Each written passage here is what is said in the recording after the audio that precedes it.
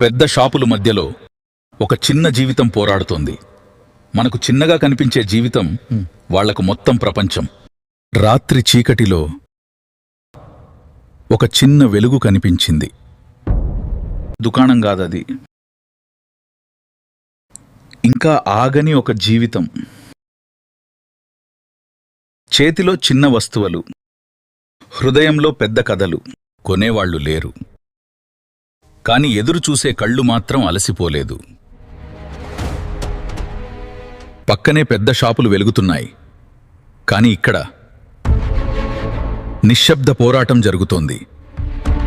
ఉదయం నుంచి రాత్రి 10:30 వరకు.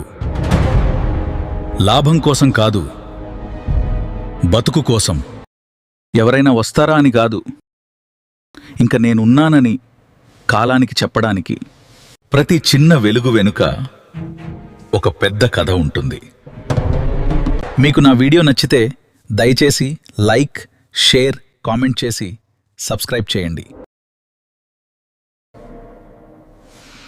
ధన్యవాదాలు.